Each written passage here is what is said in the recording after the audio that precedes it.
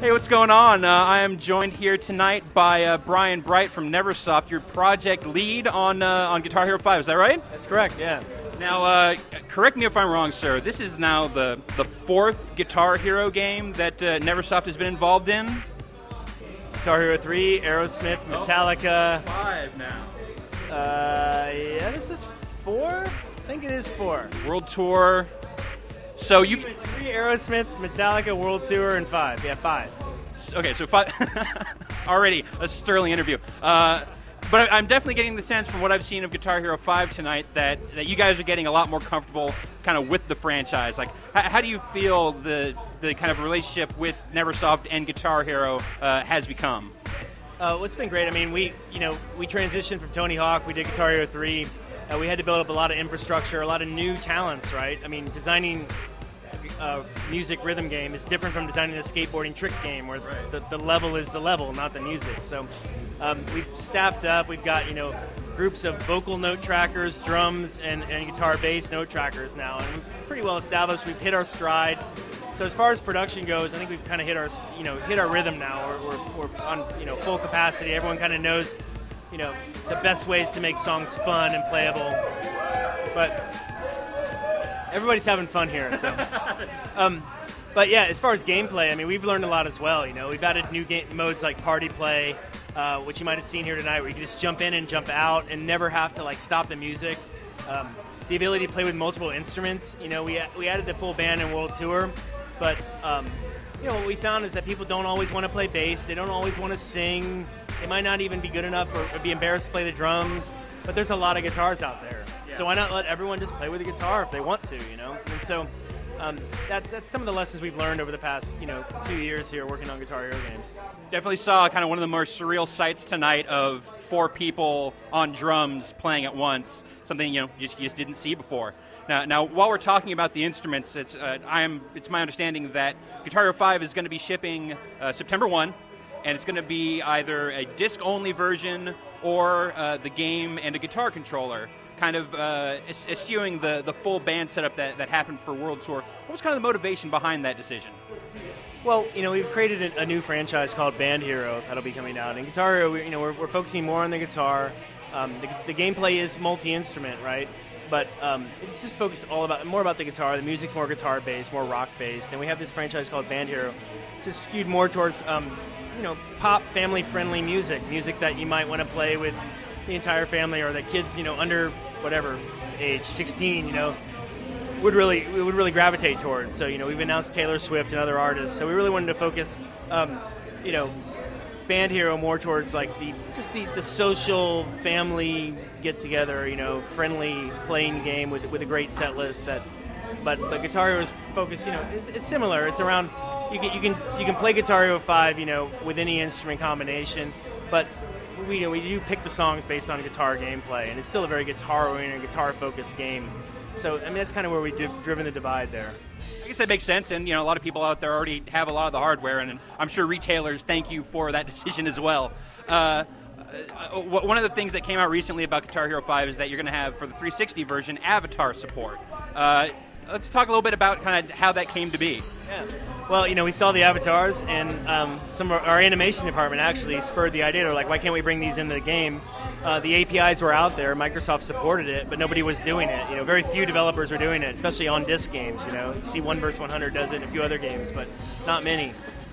So, we were able, fortunately, to be able to, without too many issues, map our skeleton onto the avatar skeleton. So how it works in game is, with Microsoft's system, you basically only have 1 avatar per profile. So you load up your avatar, you want to play career, you want to set up your band, and now what's new to GH5 is you can actually set up your band, and every individual player, you can determine how they look. So if you make your guy look like your avatar, well, now you can make the rest of the band look like avatars. So you can't go in there and customize them, because that's all done in the dashboard, the Xbox and stuff, and we don't have really access to that. But you can hit randomize. You can pick male or female and just keep hitting randomize until you get someone that looks cool. And we'll randomize in the back end through all the parts that are available.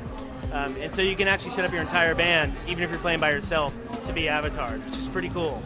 Now with the new dashboard update for the 360 that's coming out right now-ish, One of the things that's coming along with that is the Avatar marketplace, and there's some premium stuff in there, stuff like props and kind of game specific gear. Any plans to integrate that stuff into Guitar Hero 5? Well, any of that stuff that is used when that comes out, if you set up your avatar with, I can't say with props because you might be holding the RC car, and we can't actually have you playing guitar if you're holding an RC car. It wouldn't make sense. But the outfits and stuff, your avatar will appear how you make them in the marketplace, in the avatar editor, in game, right? So we are, excited and working towards creating Guitar Hero specific avatar clothing that could be available in the marketplace. But you don't have to buy it. You can create your avatar using whatever you want and bring them into the game. If you want them to look like the Halo guy and there's Halo stuff, you can do that. I think we saw Master Chief playing the drums earlier. Lastly, Brian, kind of the big announcement that seems to be coming out right now about Guitar Hero 5 is this franchise compatibility, being able to import songs off the disc from World Tour and Smash Hits. Is that correct? Yeah, that is correct. That's what we're announcing today.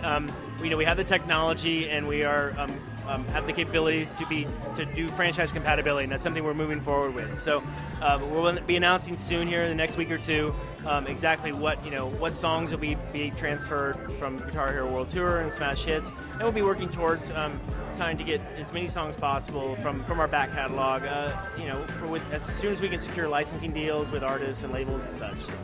But so not necessarily going to be every song from both those games, but a good majority you're hoping for. Yeah, you'll get a good set, and there'll be licensing pricing in there, but it'll be, I think everyone will find it relatively painless and in line with expectations. And it's really cool because we've actually gone back through all of the songs on DLC in Guitar Hero World Tour and what we're calling franchise compatible songs you can import from disc, right, and added things like band moments, which is new to GH5, which is where sections in songs, if you're playing as a band, where all the notes come down, they're flaming gems. If everyone hits them, pyro goes off and the multiplier goes up. We've added new gameplay elements. We added to 5. We've gone back and actually added those to both the downloadable content and any of the franchise compatible songs. So there's a small patching process that takes place kind of behind the scenes. But what that does is that gives you some of this new gameplay, and you're able to take this older content, bring it in, experience it with party play, experience it with all the 5 new Rockfest competitive modes, be able to play 4 guitars on a song that previously you could only play 1 guitar and a bass on. So we're giving you a lot of added benefits, simply more than just bringing the songs forward and playing them the exact same way in a shiny new box, And for hardware compatibility, Lips mics, SingStar mics, that stuff going to be in 5? Yeah, we're compatible with Lips mics, SingStar mics, the majority of USB mics that are out there. Our competitors' drums, the 2 other drum kits that exist, Rock Revolution, Rock Band drums, our drums, pretty much anything that's out there that I know about, we're compatible with.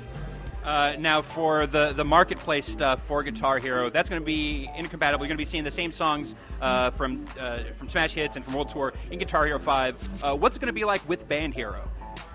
I'm sorry, do you mean in downloadable content? Yeah, as far as DLC stuff goes, like sort of compatibility. Yeah, well, we are working towards franchise compatibility with Band Hero as well. So when you see songs that come out for Band Hero, we have the technology to bring those back into Guitar Hero and vice versa.